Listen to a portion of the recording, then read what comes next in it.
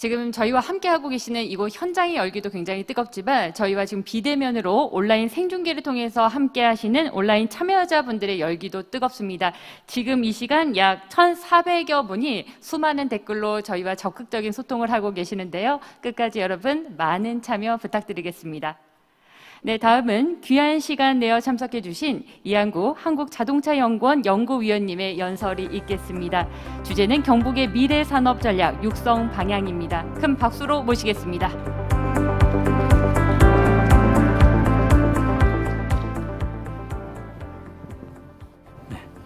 네, 방금 소개받은 한국자동차연구원의 이한구입니다. 제가 34년 동안 산업연구원에서 근무하다가 이 자동차연구원으로 지금 이직해서 한 2년 정도 모빌리티 산업을 연구하고 있는데요. 여러분들 잘 아시다시피 이 자동차 산업은 종합산업입니다. 제조업을 다 아우르는 산업이고 또 모빌리티 산업은 관련된 서비스 산업이 앞으로 상당히 빠르게 성장할 것으로 좀 예상을 하고 있습니다. 그래서 제가 경북의 미래산업 전략 육성 방향에 대해서 모빌리티 산업 중심으로 오늘 말씀을 드리도록 하겠습니다. 네, 그래서 두 단락으로 말씀드리겠습니다. 우선 산업 패러다임의 변화에 대해서 말씀을 드리겠는데 다들 잘 아시고 계실 겁니다.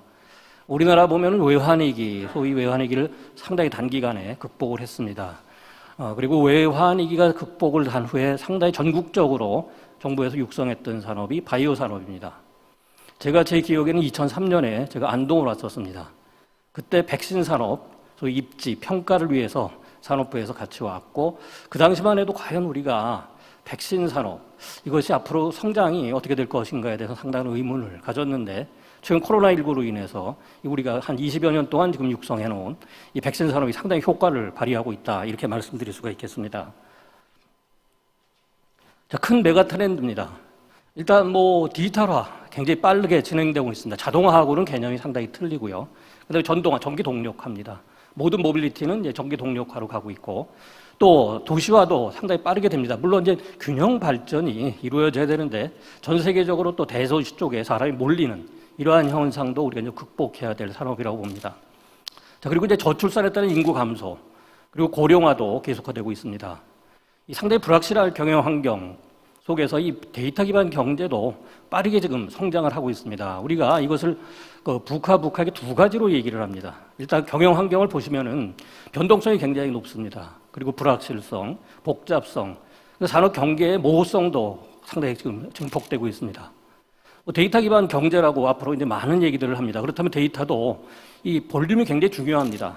그렇지만 활용도가 더 먼저 강조가 돼야 됩니다. 그리고 또 이 볼륨이 늘어날수록 복잡성이 상당히 증가하는데 결과적으로 이걸 사용하는 사람들한테는 접근성이 상당히 용이해야 된다는 것이죠. 우연의 일치로 이 이니셜을 따다 보면은 결국에 지금 북하 환경들이 상당히 지금 빠르게 변화하고 있습니다. 또 해외에서는 미중 패권 경쟁 속에서 혁신 경쟁을 굉장히 지금 촉진하고 있는데 우리가 이제 혁신이라고 하면 5가지 얘기를 합니다. 첫 번째가 제품입니다. 그리고 공정, 이 디지털화하고도 상당히 지금 관련이 있습니다. 제품과 공정이죠. 그 다음에 또한 서비스입니다. 물론 우리나라에서는 아직까지 서비스 관련된 규제들이 상대적으로 많다고 얘기를 하지만 이러한 서비스 산업을 육성하기 위해서는 비즈니스 모델도 상당히 개발이 돼야 된다고 보겠습니다. 그리고 전체적인 가버넌스 체제입니다. 결국 이제 조직의 혁신도 뒤따라야 된다 이렇게 봅니다. 이 최근에 우리 정부에서도 빅3 해서 ABC 산업이라고 제가 얘기할 수 있습니다. 첫째가 자동차, 그리고 바이오, 반도체 산업입니다. 그렇지만 미국 같은 경우도 최근 신정부 출범 이후에 5대 핵심 기술을 발표했습니다. 우리가 잘 아는 인공지능입니다. 그다음에 퀀텀 컴퓨팅이죠. 앞으로 데이터가 상당히 늘어나기 때문에 대규모 전산 능력이 좀 필요한 겁니다. 당연히 바이오 테크놀로지 들어갑니다. 또 우리처럼 반도체도 들어갑니다. 또 자율주행 시스템입니다. 이 모든 모빌리티는 앞으로 전기 동력화뿐이 아니라 자율주행이 같이 움직이기 때문에 이러한 쪽에 좀 미국도 같이 초점을 맞추고 있습니다. 자, 그렇다면 우리 상당히 공중을 나르는 드론만 생각하는데 미국 같은 경우는 바닷속을 다니는 무인 드론도 지금 개발 중이고 또 로봇 기술도 상당히 빠르게 지금 진화를 하고 있습니다. 또 하나 우리가 지금 굉장히 큰 도전에 직면해 있는 것이 이제 탄소 중립입니다. 업계에서는 아직 준비가 안 됐다. 사실입니다. 저희들도 최근에 자동차 부품 산업에 대해서 설문조사를 했습니다. 그것도 아주 우량 대기업에 대해서 설문조사를 산업부와 한 결과 한 65%가 아직 준비가 안 됐다. 35% 정도는 지금 준비 중이다. 이런 이야기들을 합니다. 결국 이것은 상당히 우리한테는 비용 부담으로 작용을 할 것으로 지금 전망하고 있습니다. 그렇지만 우리가 이것을 극복하지 못하면은 또 앞으로 신산업 육성에도 상당한 문제가 생길 수도 있다고 봅니다. 자, 그렇다면 금융위기 이후 어떻게 보면 우리 금융위기 때도 불과 외환위기를 겪은 지 10년 만에 금융위기가 닥쳤기 때문에 굉장히 우리가 두려움이 많았습니다. 그렇지만 금융위기는 우리 모빌리티 산업에서는 상당한 소위 기회였습니다. 우리나라 그 자동차 산업을 대표하는 현대 기아자동차가 2007년에 전 세계 판매가 400만 대였습니다. 근데 불과 7년 후인 금융위기를 겪으면서 2014년에 2배인 800만 대로 늘어났습니다. 그러다 보니까 우리 부품 산업 상당히 빠르게 성장을 했고 가장 어떻게 보면 성장의 혜택을 많이 본 지역들이 충남과 대구 경북 지역입니다. 왜냐하면은 이미 미래차로 전환이 되고 있는데 여기에는 기존의 기술 부품이 아니라 전기 전자 부품이 상당히 큰 역할을 했고 그 과정에서 대구 경북 지역에 과거부터 이런 전자산업 기반에 대한 부품 업체들이 빠른 성장세를 할 수가 있었다는 겁니다. 자, 그리고 그 이후에 우리가 2016년부터는 소위 4차 산업혁명, 도래라는 이러한 지금 명제를 또 가지고 있습니다. 자, 그렇다면 우리가 여기에는 상당히 과거의 두 번의 위기, 이러한 경험을 바탕으로 최근에 이 코로나19를 앞으로 극복해 나가야 되지 않을까, 이렇게 보는 겁니다. 탄소 중립은 우리에게 단기적으로는 상당한 부담이 될 수 있지만 이것을 또 우리 과거 두 차례의 위기와 같이 슬기롭게 극복할 경우에는 상당히 우리한테는 새로운 또 기회가 될 수도 있다, 이렇게 이야기할 수도 있습니다. 상당히 복잡합니다. 자동차에서 모빌리티로 넘어가고 있고 또 제조업에서 서비스업으로 넘어가고 있다. 이미 우리 완성차 업체 대표가 작년 CES에서 앞으로 우리는 완성차 조립업체에서 소위 모빌리티 서비스 솔루션 프로바이더로 변신을 하겠다. 이렇게 발표를 했습니다. 이것은 굉장히 우리 부품업체, 공급업체들한테는 큰 충격이었습니다. 그렇지만 2018년부터 정부와 산학연을 묶어서 지금 대응을 하고 있기 때문에 앞으로도 우리 이 모빌리티 산업에 있어서 우리 공급업체들의 역할은 중요해질 걸로 봅니다. 자, 여기서 이제 메이드나 케이스 여러 가지들이 지금 많이 나오고 있는데 저는 이렇게 봅니다. 독일은 굉장히 제품을 잘 만듭니다. 메이드죠. 그러니까 모빌리티나 자율이나 디지털화, 전동화를 잘 합니다. 미국 같은 경우에는 아주 우수 사례, 아까 지사님도 말씀을 하셨지만 빅텍이라는 소위 기업들입니다. 거의 지금 시가총액이 3,000조, 우리 또 모빌리티를 대표하는 테슬라 같은 경우가 최근에 1,100조를 넘어갔습니다. 아주 우수 사례들을 굉장히 잘 만들고 있죠. 그렇다면 우리는 이걸 통합해서 한 7가지의 우리가 나아가야 할 방향이 있다고 보겠습니다. 이건 연결성입니다. 그 다음에 자동화, 자율주행합니다. 그다음에 모빌리티 산업, 그 다음에 서비스 산업, 전동화, 디지털화, 그 다음에 이 도시화. 결과적으로 뒤에 말씀드릴 UAM 같은 경우, 이 나는 자동차라고 그러는데 이것은 앞에가 어반입니다. 이걸 도시 이동수단이라는 거죠. 이러한 7가지 우리가 명제를 했는데 이미 전기차 시대는 빨간색으로 제가 표시해놨듯이 왔습니다. 도래해왔고 우리 경쟁력은 내연기관보다도 상당히 지금 강합니다. 왜? 우리가 배터리를 갖고 있습니다. 지사님도 말씀하실 때 ESS입니다. 저희가 최근에 환경에 가장 규제가 강한 EU와 국제 세미나를 했습니다. EU 쪽에서 굉장히 관심을 많이 갖고 있는 게 바로 ESS 산업입니다. 자, 한국의 ESS 산업이 지금 어느 정도냐? 저희가 포항의 클러스터 쪽을 이야기를 했습니다. 그리고 EU 쪽에서는 계속해서 이런 ESS에서 정보 교환과 협력을 확대해보자. 이런 이야기들을 지금 제시해 놓은 상황입니다. 그렇지만 아쉽게도 저희들이 여기에 자주 못 내려왔기 때문에 그러한 정보들이 전파가 되지 않았나 이렇게 생각합니다. 자, 결국 그런데 이러한 그 통합이 이루어지고 있는데 지금 탄소 중립과 함께 바로 저성장 국면이 당분간은 지속될 거로 이렇게 보고 있습니다. 그렇다면 이제 정부의 역할이 상당히 중요하다 이렇게도 말씀드릴 수가 있습니다. 자, 저희가 자동차를 이렇게 우스울 때는 이렇게 얘기를 합니다. 자칫 4차 산업혁명이 한자에 써놨듯이 자동차 산업이 죽을 수도 있는 이러한 위기로 작용할 수도 있다. 왜? 이것은 도요다의 아키오 회장이 이런 얘기를 했습니다. 한 2년 전에. 과거의 자동차 산업에서는 승패의 문제였다는 겁니다. 그러니까 이고 지긴다는 거는 완전히 사라지는 기업은 없었다는 거죠.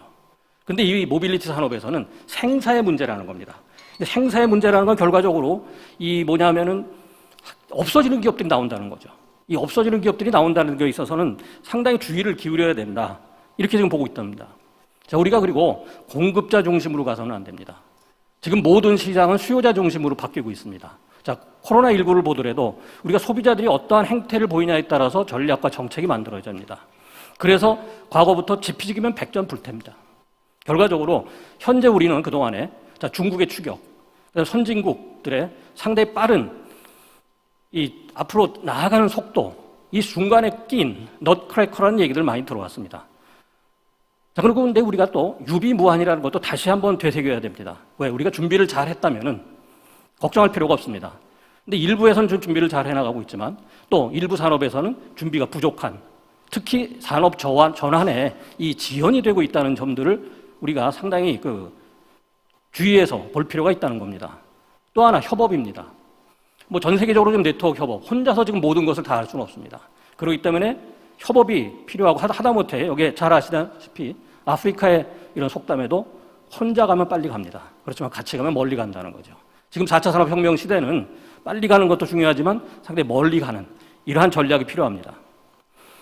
자, 그리고 도전적인 목표를 설정해야 됩니다. 지금 모든 아까 ABC 산업도 말씀을 드렸습니다. 그리고 신산업을 육성하기 위해서 모든 지자체들이 상당히 우리가 경험해보지 못한 산업들을 앞세우고 있습니다. 그렇지만 이런 미래에 나아가기 위해서는 또 기본을 충실해야 됩니다. 특히 기업들입니다. 품질이 우수한 제품들, 원가를 어떻게 절감하느냐, 그리고 또한 적기에 이런 배송을 할 수 있느냐, 이런 시스템들이 상당히 중요하다고 봅니다. 지사님 말씀하셨지 김천, 물류, 저희들도 그 작업의 일부 참여를 했었습니다. 김천은 우리나라 어떻게 보면 교통과 관련된 기관들이 상당히 지금 집적해 있습니다. 그리고 거기에서 자율주행 시범도시도 구상을 했던 겁니다. 그렇지만 일단 물류부터 이런 상품의 이동부터가 중요하기 때문에 그러한 시스템이 지금 갖춰졌다고 보겠습니다. 자, 그래서 이것이 바로 빌딩 블록, 하나하나 벽돌을 쌓아나갔듯이 기초를 닦아가면서 우리가 이런 혁신 역량을 배양해야 된다는 겁니다. 특히 수용력이 굉장히 중요합니다. 계속해서 도요타 말씀을 드리겠는데 도요타도 최근에 모빌리티와 관련된 미래 전략을 발표했습니다. 다양한 사업 분야가 나올 수 있습니다. 그렇지만 중요한 게 두 가지입니다. 이 사업이 지속 가능성이 있느냐. 두 번째가 소비자들이 수용력이 있어서 사업화의 실현 가능성이 있느냐. 이 두 가지를 보는 겁니다. 공급자 중심이 아닌 결과적으로 자체 역량을 배양하고 소비자들의 니즈에 충족시킬 수 있는 이러한 전략을 가져가야 된다는 겁니다. 결과적으로 지금 전체로 볼 적에는 사람과 자금의 문제입니다. 수도권에 연구지 개발 인력들이 지금 밀집해 있는 그런 현상을 하루속히 바꿔줘야 됩니다. 모든 것이 사람이 하는 겁니다. 기술 개발도 사람이 하는 것이고 생산도 사람이 하게 됩니다. 자, 그렇다면 사람과 앞으로의 자금 확보가 어떻게 전개돼야 되느냐, 거기에 대해서 말씀을 드리겠습니다. 상당히 지금 사업 분야가 많습니다. 저희들이 다양한 미래의 이동수단, 새로운 산업 생태계 구성이 조속히 이루어져야 됩니다. 아직까지 우리나라에서는 관련된 법 규제가 완비되지 않았기 때문에 예를 들어서 나는 자동차입니다. 플라잉카 같은 경우는 현대차에서는 2022년부터 미국 내 생산을 개시하겠다. 국내가 아닌 해외부터 이러한 상용화를 하겠다 하는 발표를 했습니다. 아직까지 우리가 완벽하게 시스템적으로 갖춰지지 않기 때문에 해외에서 상용화를 하고 국내로 역수입하는 이러한 전략들을 지금 모색하고 있다는 겁니다. 그렇다면 이제 미래 전략산업 육성 방향에 대해서 말씀드리겠습니다. 자, 경상북도는 지금 전략산업의 경쟁력을 강화하면서 그동안입니다. 아시겠지만 1970년대, 80년대만 하더라도 외환위기 직후만 하더라도 전자산업의 메카였습니다. 반도체도 있었고 가전도 있었고 상당히 많은 전자산업들이 경북에 포진해 있었다는 거죠. 그런데 이것이 결국 국내 생산 비용이 올라가면서 해외로 다 이전하게 됩니다. 그 후에 이제 바이오 산업도 모색을 하게 됐고 또 최근에 ESS 산업까지 전체적으로 또 제조업의 강한 지역과 같이 많은 지금 전략 산업들이 육성이 됐습니다. 여기에 보시듯이 지역적으로도 왼쪽에 5G부터 시작해서 모바일, 그 다음에 탄소소모 강화 플라스틱과 같은 이러한 경량 첨단 소재, 상당히 많은 드론, 그리고 전장 부품, 철강, 하다못해 ESS, 풍력, 많은 산업들이 지금 전략 산업의 대두가 되고 있습니다. 자, 우리가 이런 이야기를 합니다. 구슬이 서말이라도 꿰어야 보배입니다. 많은 전략산업들 간에는 연계성이 굉장히 강합니다. 이것을 어떻게 연결을 할 것이냐. 앞에 저희들이 패러다임 변화에서 말씀드렸듯이 이 커넥티비티를 굉장히 강조하는 겁니다. 첫째가 공급망이 만들어져야 됩니다. 공급망이라는 건 결과적으로 공급업체들, 서플라이어들이 이 경북 지역에 상당히 다양하게 포진을 해야 됩니다. 그렇다면 기업 유치를 해야 되는 겁니다. 기존에 있는 기업들의 업그레이드도 중요합니다. 고도화도 중요하지만 새로운 기업들을 유치할 필요가 있다는 겁니다. 자, 여기에는 우선 규제, 우리가 규제 얘기를 하면 규제 특구를 통해서 이러한 규제 완화들을 많이 얘기하게 됩니다. 정 안 되면 가이드라인이라도 정부가 만들어줘야 됩니다. 그래야 기업이 연구개발에 들어가고 상용화를 할 수 있다는 것이죠. 두 번째가 소비자 수용력입니다. 물론 소비자 수용력이 더 중요할 수도 있습니다. 그리고 기술개발, 연구개발이라고 볼 수 있습니다. 그 다음에 인력, 또 하나의 설비 투자, 또 지원 하부 구조입니다. 여기 참석하신 분들 지금 경북 전략산업과 관련해서 다양한 지원 하부 기관에서 참석을 하셨습니다. 다 바뀌어야 됩니다. 4차 산업혁명도 그렇고 자동차 산업 모빌리티 이 패러다임 변화에서 기업들은 지금 기술 개발을 해서 중앙정부에 무슨 얘기를 하냐? 시험 인증 센터가 없다고 그럽니다. 기존에 있는 센터들을 업그레이드해서 이러한 제품 혁신, 공정 혁신에 있어서의 바로 시험 인증이 가능한 이런 설비들을 새롭게 갖춰 나가야 된다는 겁니다. 그리고 관련된 법제도가 만들어지고 이것이 다양한 공급망이 결과적으로 클러스터링 해가지고 집적화 해가지고 생태계를 조성하게 되는 겁니다. 그리고 신시장으로 가는데 우리는 내수시장의 한계를 극복하기 위해서 적극적인 해외시장 진출이 필요하다는 겁니다. 자동차 산업의 지금 어려움을 얘기하면서 단순한 노동 생산성만 비교해서는 안 됩니다. 임금만 비교해서도 안 된다는 거죠. 과연 우리가 총요소 생산성에 어떠한 문제가 있느냐를 저희들이 지금 정부와 분석을 했습니다. 혁신 역량이 떨어지는 게 가장 큰 문제입니다. 혁신 역량이 떨어진다는 것은 결국 R&D 투자가 비효율적으로 이루어지고 있고 엔지니어 인력도 상당히 부족하다. 그리고 지원 하부 구조도 부족하다. 상당히 많은 문제점들을 저희들이 지금 도출해내고 있다는 겁니다. 예를 들어서 자동차 산업의 R&D 투자를 말씀드리면은 우리가 2019년 현재 약 8조 5천억 정도의 R&D 투자를 합니다. 굉장히 많다고도 봅니다. 자, 그런데 이 중에서 현대자동차 그룹이 6조 원 이상을 합니다. 그러니까 현대자동차 그룹이 거의 우리 자동차 산업의 연구개발을 주도해 나가고 있다. 또 국제 비교를 해보면 독일이 60조 원을 합니다. 일본이 33조 원, 미국이 30조 원, 하다못해 중국이 12조 원을 합니다. 상당히 이런 격차가 지금 벌어지고 있다는 거죠. 우리가 GDP 대비 R&D 투자가 세계 1, 2위다. 이것을 얘기할 때는 아닙니다. 그건 우리가 추격자 전략을 얘기할 때 즐겨 쓸 수 있습니다. 그렇지만 이러한 패러다임이 변할 때 우리가 선도가 되기 위해서는 양적인 면, 질적인 면이 모두 다 중요하다는 겁니다. 자, 세계 2,500대 R&D 투자 기업에 속하는 우리 기업 수를 보면 자꾸 떨어지고 있습니다. 중국은 자꾸 올라갑니다. 선진국들은 그나마 안정세를 보이고 있는데 우리 대기업이 몇 개 정도가 결국 우리 산업 생태계를 바치고 있는 이러한 현상 때문에 전체적인 산업 생태계 경쟁력은 국제 비교를 할 적에 과거보다는 자꾸 뒤로 빠지는 이러한 문제들이 있다는 겁니다. 가장 중요한 게 인력입니다. 인력의 문제는 결국 중소기업에 지금 문제가 많이 생기고 있다는 겁니다. 이 붉은색으로 표시한 게 감소가 되고 있는 겁니다. 우리 지금 보시면 대기업들은 오히려 인력이 늘어납니다. 중소기업들은 대부분이 붉은색으로 있습니다. 중소기업의 지금 인력 유출이 상당히 심각한 그러한 상황들입니다. 자, 우리가 또 하나 전동화로 간다 그러면 상당히 이 인력에 부정적인 영향을 미칠 거다. 이러한 추정을 합니다. 재생에너지, 과연 우리가 어느 정도 인력을 확보할 수 있을까? 지금 최근에 ILO에서 나온 보고서를 보면 세계 재생에너지 산업 고용만 해도 1200만 명을 넘어갔습니다. 자, 미국의 친환경 자동차입니다. 인력이 작년 현재 27만 4천 명입니다. 우리는 4만 명입니다. 자, 그렇다면 미국은 1100만 대 자동차를 생산하는 나라고 우리는 약 450만 대 과거에 생산하던 나라. 2.5배 차이를 보더라도 인력 차이가 너무 많이 납니다. 자, 이러다 보니까 우리가 배터리는 갖고 있는데 실질적으로 여타 분야에서의 모빌리티 쪽으로 확장을 못 해나가고 있는 그러한 상황들이 지금 벌어지고 있다는 겁니다. 또 온라인 판매, 온라인 배송 다 필요한데 온라인 같은 경우는 일부 또 제약을 받고 있다는 거죠. 이런 상당히 보이지 않는 장벽들을 극복해 나가야 됩니다. 안 그러면 지금 밑에 표와 같이 우리 지금 자동차 산업 상당히 좀 어렵다고 합니다. 그런데 보시다시피 우리가 보면은 2008, 9년 이때부터 2014년, 15년까지는 고용이 엄청나게 빠르게 증가했습니다. 2009년에서 2015년까지 자동차 산업에서 고용이 10만 2천 명이 증가했습니다. 그리고 자동차 부품 기업 수가 무려 1,700개 이상 증가했다는 겁니다. 근데 최근에 보시면은 자동차 부품 쪽에서 올해까지 약 4만 명이 감소를 합니다. 기업 수도 400개 이상이 감소합니다. 근데 왜 우리가 못 느낄까요? 바로 15년 이전에 상당히 많은 고용 증가와 기업 수가 늘어나다 보니까 최근에 기업 수나 고용이 감소하더라도 우리가 피부에 와 닿지 않는 겁니다. 이런 면이 구조 개편이 필요하다. 또 이렇게도 말씀을 드릴 수가 있습니다. 아까 말씀드린 지원 하부 구조입니다.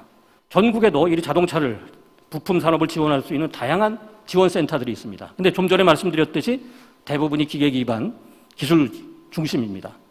앞으로 미래 모빌리티에서는 그렇게 크게 기여를 못 한다는 거죠. 자, 독일, 오른쪽이 독일 그림입니다.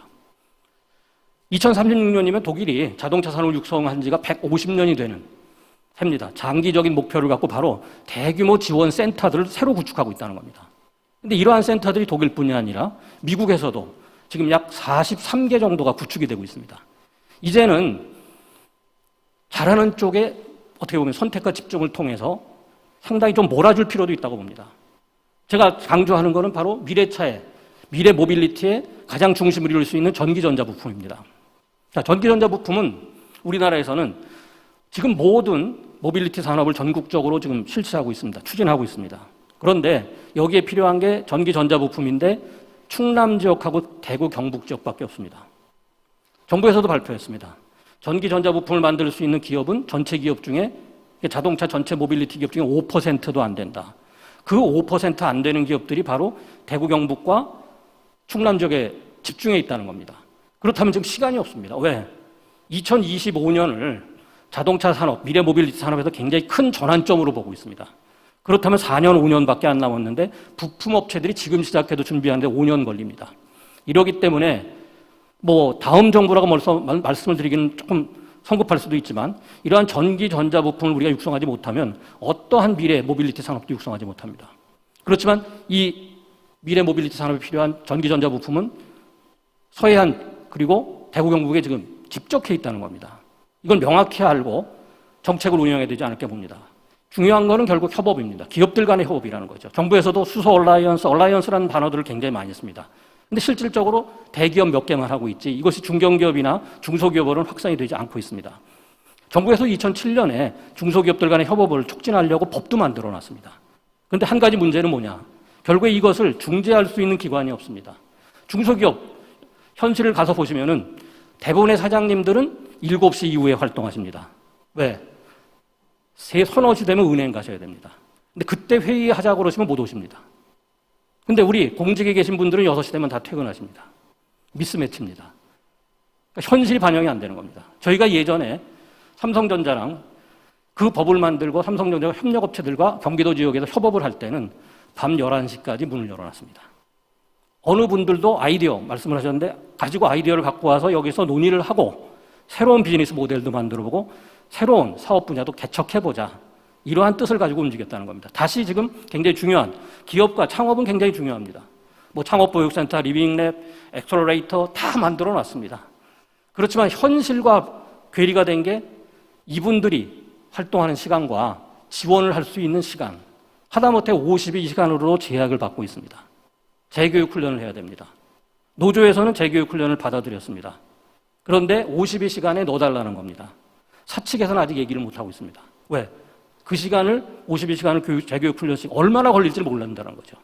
이러한 것이 현실과는 약간 괴리되어 있다. 이렇게 말씀드릴 수가 있겠습니다. 데이터 굉장히 중요합니다. 공용 데이터베이스 만들어야 됩니다. 근데 빅데이터를 전국적으로 만들고 있지만 실질적으로 이런 정보 격차가 있습니다. 비대칭이 있다는 거죠. 대기업들은 상당히 많은 데이터를 가지고 있고 접근성, 활용성도 높지만 중소기업들한테 제공될 수 있는 데이터는 한계가 있다는 겁니다. 자, 수요장 중심으로 넘어갑니다. 고객들의 참여도 혁신을 촉진할 수 있습니다. 자, 기업들 간에 그렇다면 협업을 하려면 상호 보완성도 강조가 돼야 되고 또 난제를 서로 극복할 수 있는 도전 정신도 필요합니다. 그리고 공존의 가능성이 있다. 우리 뭐 얘기하는 동반 성장입니다. 그리고 기회를 적극적으로 활용을 해서 또 독창성, 계속 말씀을 나왔지만 이러한 차별성들과 독창성이 강조가 돼야 됩니다. 지금 다양한 기업 간의 얼라이언스는 전 세계적으로 확산이 되고 있습니다. 이것이 결국 공동 창조 가치를 공유하는 데 목적을 두고 있기 때문입니다. 소비자들 전동화에 대해서 굉장히 지금 높은 의지를 표명하고 있습니다. 이러다 보니까 전 세계적으로 전기차의 판매는 굉장히 빠르게 증가를 하고 있습니다. 작년에 324만 대 팔렸습니다. 올해 600만 대가 팔립니다. 자, 반도체 공급난에도 불구하고 전기차는 공급에 그렇게 큰 차질을 빚지 않습니다. 왜? 시장 선정을 먼저 해둬야지 앞으로도 장기적으로 이런 전기차 시대에 시장을 주도할 수 있다. 이렇게 생각하고 있기 때문입니다. 결국 3대 전환은 저희들은 최근 1980년대에 있었던 IT의 전 산업 전복을 얘기하는 트랜스포메이션을 얘기합니다. 여기에는 생산성 향상을 목적으로 두고 있었습니다. 최근에 디지털 전환, 이것은 효율성 전반적인 비즈니스 프로세스의 전반적인 효율성 제고입니다. 자, 그리고 마지막으로 소프트웨어 기반의 전환입니다. 이 그림에 나타났듯이 지금 소프트웨어 전환 대상 분야는 모빌리티 분야만 하더라도 하드웨어인 지능형 자동차, 그다음에 공정인 생산 관리, 관련된 서비스인 지능형 서비스 분야에 전체적으로 다 접목이 돼야 되고 상당히 많은 과제들을 안고 있습니다. 시간 관계상 이걸 다 말씀을 드리지 못하겠습니다. 자, 관련된 AI 투자입니다. 미국이 지금 중국과 함께 AI 쪽에서 경쟁을 하고 있는데 올해 미국 벤처 캐피탈이 이러한 AI 분야에 투자하는 금액만 하더라도 30조가 넘습니다. 아까와 같이 이게 어떻게 보면은 돈 싸움이 난 겁니다. 사람 싸움과 돈 싸움이 났기 때문에 선택과 집중이 상당히 필요하다. 이렇게도 말씀드립니다. 결국 소프트웨어 기반 부품으로 조립한 앞으로 소프트웨어 정의 모빌리티로 전체적인 모빌리티 산업은 전환을 할 것입니다. 이쪽에서의 성장 잠재력은 기존의 5배 정도입니다. 자, 그럼 우리나라 아까 GDP 2,000조 정도 됩니다. 빅텍 기업들 3,000조 원의 시가총액을 갖고 있습니다. 우리 자동차 산업의 지금 전 세계 매출이 1년에 얼마냐? 5,000조 원입니다. 앞으로 이 10년 후에 이것이 8,000조 원으로 커집니다. 전 세계에서 가장 큰 산업은 식품 산업입니다. 식품 산업 다음에 두 번째로 큰 산업이 바로 이러한 모빌리티 산업이 됩니다. 지금도 두 번째 산업이지만 이제 모빌리티로 간다 그러면 바로 서비스 분야에서 상당히 빠른 매출, 새로운 시장이 열린다는 겁니다. 자, 그렇기 때문에 모든 국가들이 인력과 이 분야에 대한 연구개발, 지원 하부 구조를 다 구축해 나가고 있다는 겁니다. 결과적으로 지역산업의 웅비가 지금 필요하다고 봅니다. 신공항 이전으로 인해서 UAM 산업도 상당히 앞으로 각광을 받을 겁니다. 그렇지만 수용력, 기술력입니다. 저희들이 7개 산업 기술들을 이야기합니다. 로봇, AI, 3D 프린팅, 산업 인터넷, IoT입니다. 그다음 클라우드, 빅데이터, 그다음 모바일입니다. 이런 기술들이 앞으로의 모빌리티 산업에서는 굉장히 중요하게 됩니다. 그리고 법 제도가 뒷받침돼야 됩니다. 자, 인재를 하루속히 육성해야 됩니다. 안 그러면은 우리가 한자로 인재난에 큰 부딪힐 수도 있다는 겁니다. R&D는 적재적소와 임계치에 맞도록 조정이 돼야 됩니다. 새로운 하부 구조도 구축돼야 됩니다. 그리고 네트워크 협업입니다. 자, 소비자들은 변화 곡선에 민감합니다. 지금 큰 변화가 일어나고 있다는 겁니다. 그리고 산업 수명 주기도 우리 기업들한테는 굉장히 중요합니다. 이 두 가지를 겹쳐서 볼 적에는 시장 기능에 맡긴다는 것보다는 정부의 역할이, 지자체의 역할이 앞으로 어느 때보다도 더 중요한 이러한 지금 시기가 도래하고 있다는 겁니다. 자, 마지막으로 그렇다면 할 일은 굉장히 많습니다. 전략적으로 기존의 산업도 업그레이드를 해야 되고 신산업도 육성을 해야 됩니다. 필요한 거는 우선순위의 설정입니다. 지금 또 전국적으로 수소 붐이 많이 불어 있습니다. 수소 전기차 시장의 2042년 매출이 1,600억 달러. 우리 돈으로 보면 약 200조 원 정도 됩니다. 그럼 아까 얘기했듯이 2042년에 모빌리티 산업의 매출은 전 세계적으로 어느 정도? 아마 제가 보기엔 1경 정도가 될 수도 있습니다. 수소도 잠재력이 대단히 큽니다. 그렇지만 모빌리티 분야도 무시할 수 없는 상당히 빠른 성장 잠재력을 갖고 있다는 겁니다. 그러니까 기업 성장 전략의 다양화도 필요합니다. 그동안에 우리가 유기적인 성장을 위해서 내부 투자의 중심이었습니다. 그렇지만 전략적 기술 제휴도 많이 확대를 해야 되고 또 인수합병, 지금 대기업들이 하는 인수합병들도 적극적으로 나서야 됩니다. 또 특히 벤처 창업 굉장히 중요합니다. 많은 모빌리티에서도 창업 기업들이 나타나고 있습니다. 우리가 잘 아는 테슬라입니다. 2009년에 미국 정부로부터 대규모 지원을 받아서 국내에서는 상당히 비판도 있었지만 아까 말씀드렸듯이 1,100조 원이 넘는 시가총액을 가지고 있습니다. 계속 성장을 하고 있고 올해 전기차 판매만 100만 대가 넘어갑니다. 자, 이런 기업들이 결국 스케일업을 해야 됩니다. 자, 상당히 많은 바이오 기업들, 또 앞으로 ICT 기업들, 창업할 수 있는 환경도 조성이 돼야 되지만 이 기업들을 해외로 진출시켜서 스케일업을 할 수 있는 그러한 종합적인 지원 체제도 필요하다고 보겠습니다. 결국 인력 구조 고도화, 혁신 역량의 강화, 그리고 새로운 지원 하부 구조의 구축을 통해서 해외 시장을 개청하고 경쟁해서 우리가 승진한다면 지역 경제의 지속 가능 성장 기반을 강화함으로써 이 이니셜을 보면 결국 하이파이브를 우리가 외칠 수 있는, 경북이 이 하이파이브를 외칠 수 있는 시기가 앞으로 5년 내에 전개되지 않을까, 이렇게 말씀을 드리고 제 발표를 마치도록 하겠습니다. 네, 감사합니다. 네, 이한구 한국자동차연구원 연구위원님의 좋은 말씀이셨습니다. 경북의 하이파이브 참 기분 좋은 단어네요. 잘 들었습니다. 여러분